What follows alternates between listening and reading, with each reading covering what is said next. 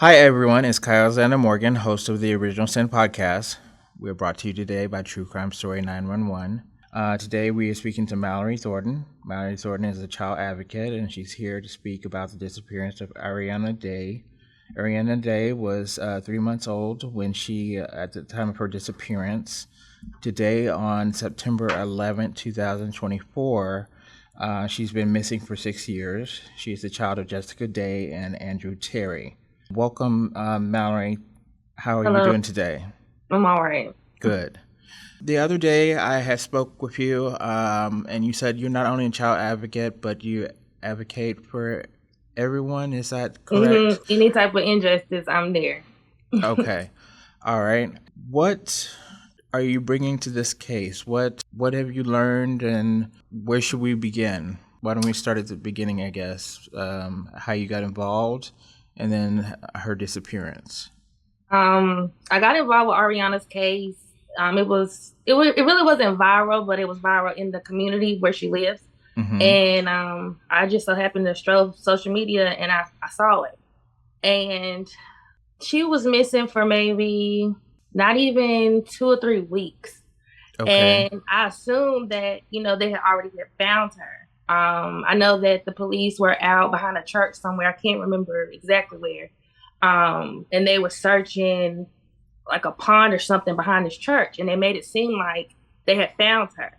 So it got really quiet, and then something else had came about, and I'm like, why do y'all continue to scream justice for this baby when, for one, it just hit me that she's still missing and that she was never found. So come to find out, there was another female found in that water.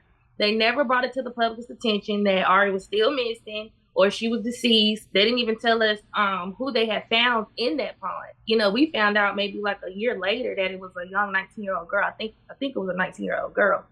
But instead of making a public statement about what happened, I received a message stating that in that area they sent out emails and text messages instead of coming on social media or coming on the news telling what actually happened. Right. So from there, I just been a voice for her. The family wasn't speaking up. Jessica, she wasn't speaking up. Andrew at that time, he was not speaking up either. So I just felt like I needed to be a voice for her. She's 3 months old. She can't talk. She didn't walk out of that front door. Okay, let's go back to when she became missing 6 years ago. Mm-hmm. Do you know exactly what happened that day? Or I know that you have spent some time talking to Jessica, which is the mother of the child, and it's been sort of sketchy, but you can tell me about that in a minute. But you haven't spoken to Andrew, correct? He hasn't spoken to anyone? I've spoken to Andrew up until I hired the private investigator. Okay, all right. So let's back up to when she disappeared. What do you know about that day from both of them? It's so many stories, but if you look at the articles, they state that Jessica laid her baby down around like 9:45, 10 o'clock. She went throughout the house to clean up. So when she ended up in the kitchen, she stated that she smelled cigarette smoke, which was 30 minutes later after she laid the baby down in her bed. So she states that she, when she smelled the cigarette smoke, she walked to the bedroom and she saw that Ari was missing. She only seen her oldest daughter laying in the bed. She said she walked over to the window, and then when she walked to the window, she walked over to the foot of the bed and she sat down. And then that's when she said she's turned back, and that's when she realized that Ari was gone. She stated that she ended up calling and texting Andrew, and one of the messages from the police that was brought to us, she stated to Andrew, "Are you setting me up for murder?" So that was strange, but she never told us that. She just said that she sat back on the bed, she looked back, and the baby was gone. It took her probably more than an hour to call the police. She also stated that she paced back and forth in the house and outside. Then later on, maybe 3 or 4 years ago, that's when I had set her up an interview with this other lady. I can't remember her name. And she told us that she left the home. She left the other children in the home and left to go to the store to get a loose cigarette. And then she came back and called the police to tell them that Arie was missing. Okay, so she had changed her story. Right. Okay.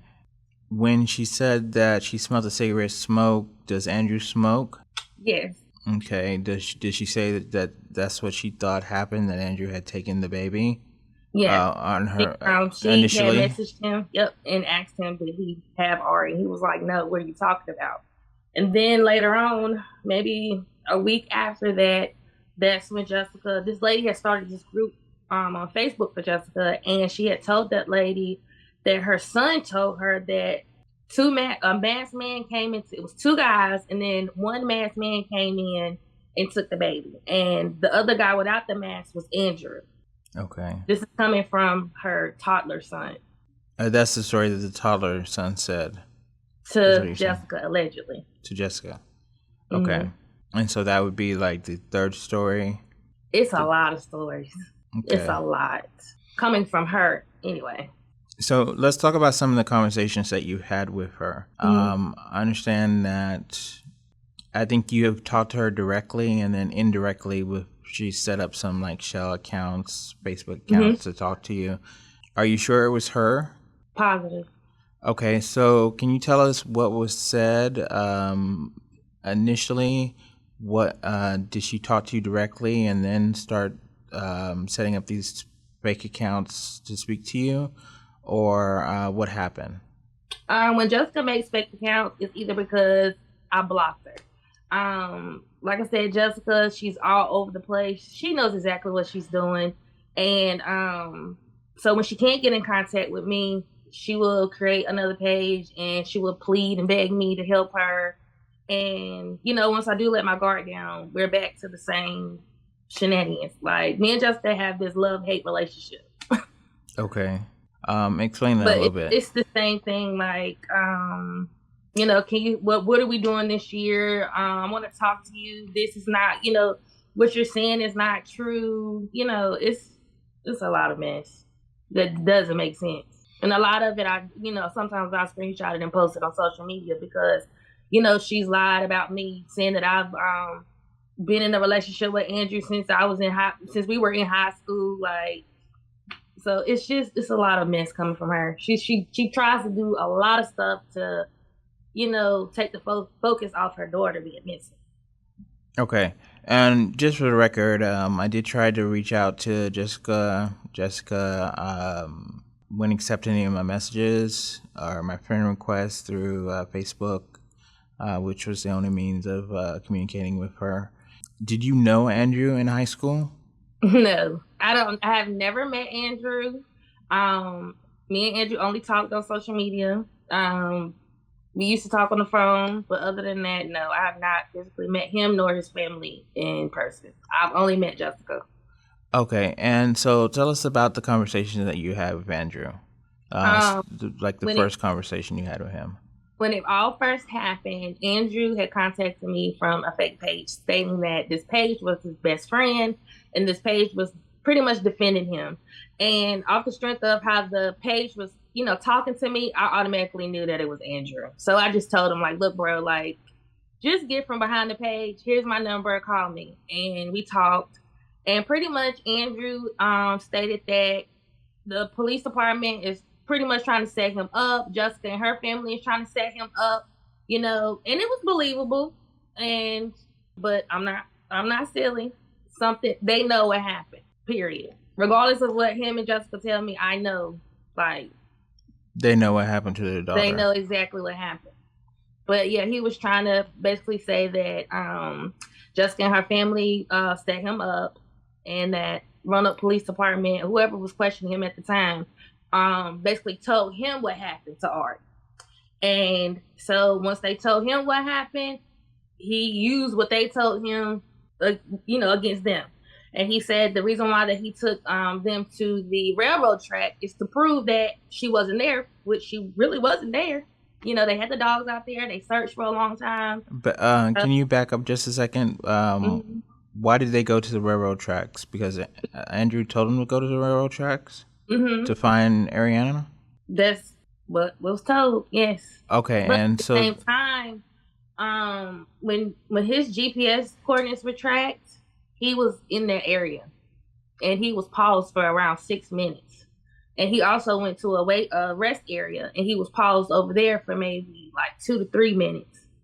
So that's what maybe led them to believe that he did bury her right there. But like he said, they told me where I buried her at. They told me, what I did. So he said that he used that to prove that he didn't have nothing to do with it. Okay, and the police never found anything, right? Nothing. Not even a sock, not a blanket. As far as I know, nothing. Okay, let's jump 6 years ahead. What's going on with the police now? Why have neither one of them been arrested? Andrew, he had 2 mistrials.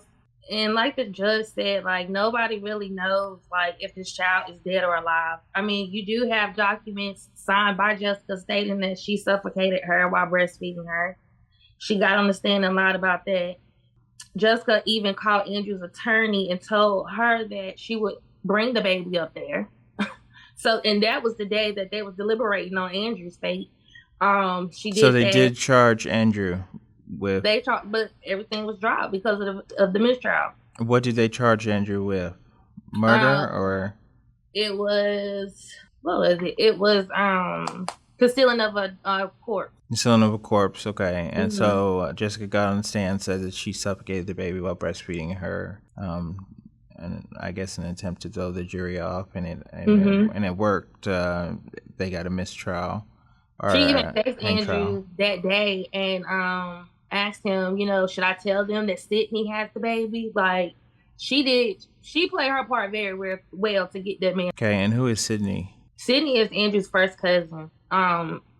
One of Jessica's stories is that she looked out of the window and seen Sydney walking down the street carrying basically her baby with a pink blanket. Okay. But Sydney has not been brought up really throughout this whole case. Just in the beginning where they said that Andrew had a conversation with him that night. And Andrew told me the conversation was about him, his cousin Sydney being a felon. And, he just wanted to know the process of him getting his apartment because he was trying to get custody of Ari. And he wanted to, be established and have his own place so that he could raise her. And so with Sydney being a felon, he had his own place. He said that's what the conversation was about. Okay. Let's take a break. This is Arieanna Morgan. Thank you for watching this episode of the Original Sin Podcast. Make sure that you watch or listen to this episode to the very end. And also, if you appreciate us doing this kind of content, let us know by gently tapping that like and subscribe button. Now let's dive right back into this interesting episode. Thanks so much. We appreciate you. And let's see. What's going on now? When was the mistrial? How long ago was that? Ooh, that was a while ago. It was 2024, so it was around 22, I believe. I can't remember off the top of my head. So about 2 years ago, around 2 years ago? Yeah, about 2 or 3 years ago. 2 or 3 years ago, okay. And so since then, they haven't pressed charges again to go through a no trial. Have you been following the media? Have they said that they are going to try him again, or they're not going to try him again, or they have been silent about what they're going to do? The DA's office. From my understanding, as soon as they get something worthy of questioning, either one of them, they will bring them back in for questioning. But other than that, it has not been anything. The last statement Roanoke Police Department has given to the community was just last year. I believe it was last year when I did an interview with the news, and they didn't say much of nothing. Okay. As far as Jessica and your conversations with Jessica, do you think that Jessica hurt the baby, like she said on the stand? This year I've been really on the fence about it.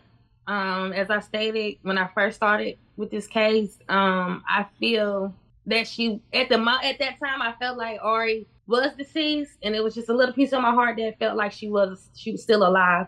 But over the last couple of years, I've been getting so many messages of conversations that people would have in the community with family members of Andrew and Jessica. that little small piece has grown a little bit bigger that she is still alive. Okay, and just for the record, Andrew's mother has spoken out to, has she spoken to you, or she's just spoken out to the news? We've spoken with each other. We've actually done lives together. I've done lives with her and Andrew's sisters. I think I've had conversations with Andrew's sister. I don't think we have anything public, but me and his mom, we've done lives together and we conversate from here and there. Okay, and what does Andrew's mother have to say? Her biggest thing is just be honest, tell the truth, what happened. And she can't even get answers herself. So she wants answers, and she thinks she can get it from her son, and she thinks she can get it from Jessica, or both of them? She can't. She doesn't feel like she can.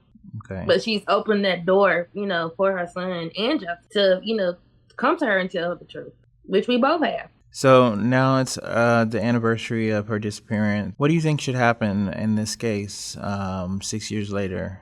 I feel that they both should be arrested.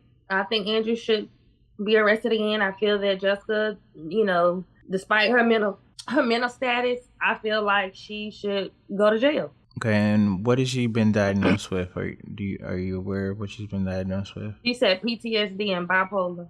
Bipolar and PTSD, okay. Is that the reason they didn't charge her when she made the statement on the stand that she suffocated the baby? They never said. Mm-mm. Okay, what else can you tell us about this case, Mallory? Another disturbing thing that bothers me is that, Jessica, I think it was a couple of years ago, I can't remember off the top of my head, she went down to the police station to question Detective Delp, and he basically came, and she recorded it, and he came out and said, Jessica, you lied. You lied, several different times about what happened to your baby. Andrew failed your lie detector test.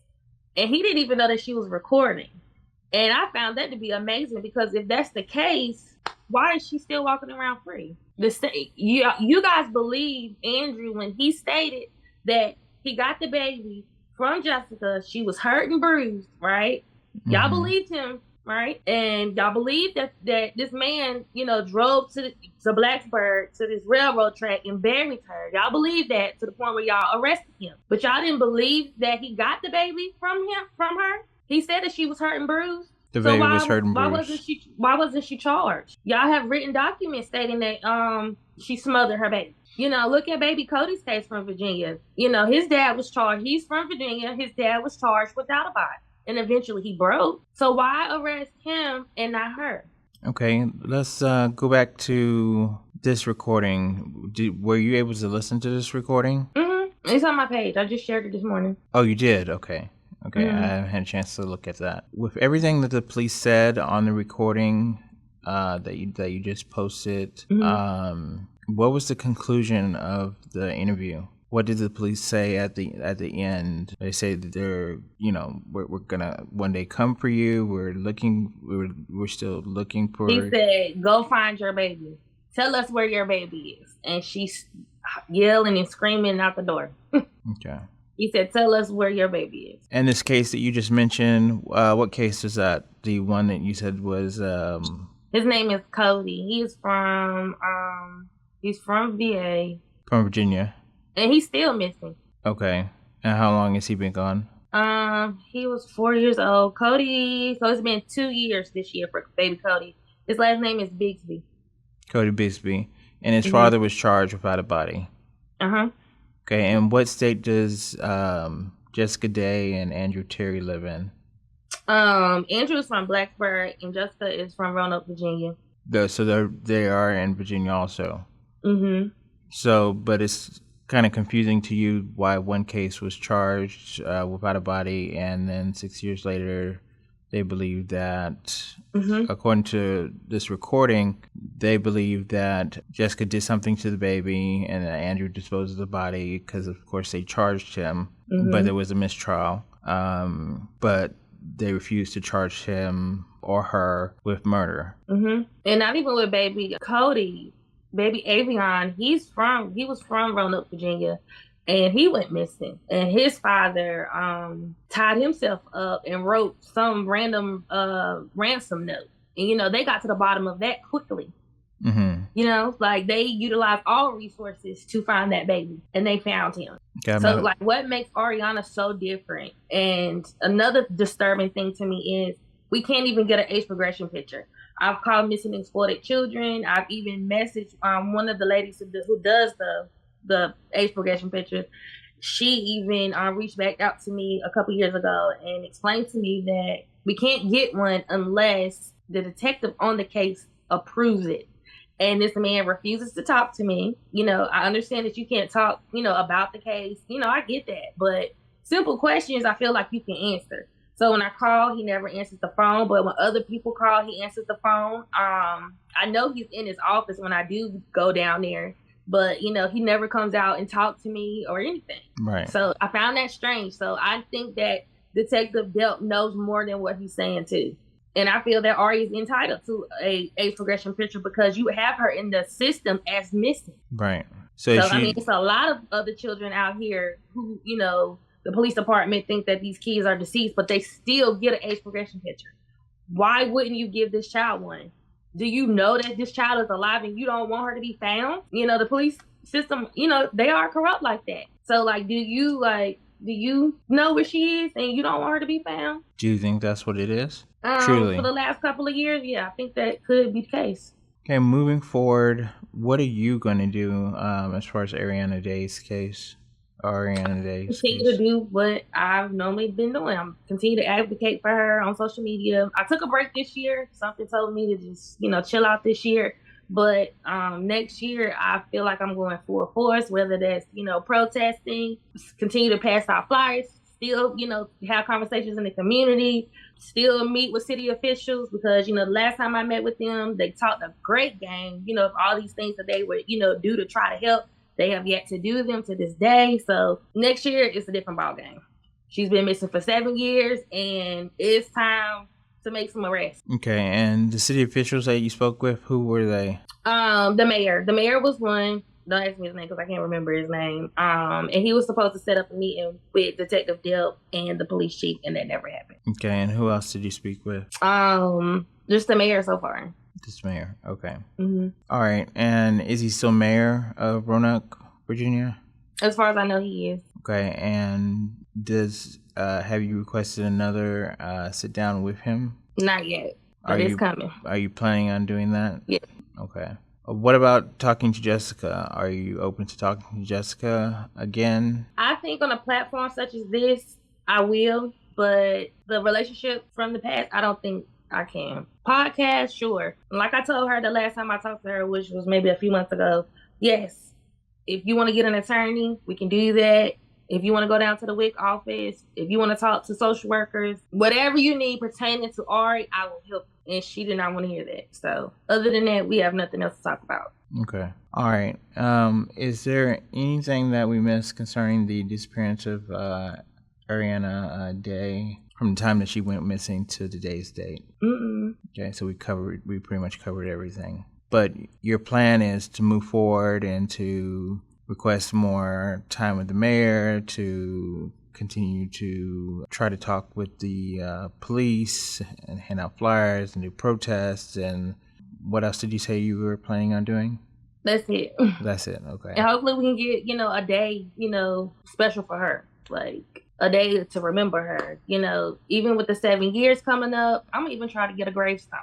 7 years, that person could be dead. Right. So they can be presumed dead. So can we get that, Detective Delp? Did they ever do a vigil or anything like that for the baby?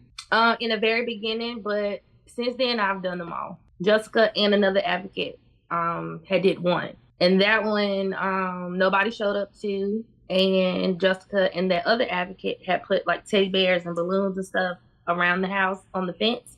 And that's when the alleged godmother came out and caused the scene, telling Jessica that she was bringing too much attention to herself. At the residence vigil that Ari went missing at. Mm-hmm. Okay. All right, Mallory. Well, we here at the Original Sin Podcast, we really hope that Arieanna Day is relocated or something happens with her parents that they want to go ahead and talk, Andrew Terry or just Jennifer Day, about the location of where Arieanna is, if she's alive or if she's dead. Hopefully that they will come forward and say something. And we wish you the best. And Thank you. You're moving forward and not looking back attitude, trying to champion this crusade for Arieanna Day. Thank you. All right. Well, thank you very much for coming on our show, Mallory, and you have a great day.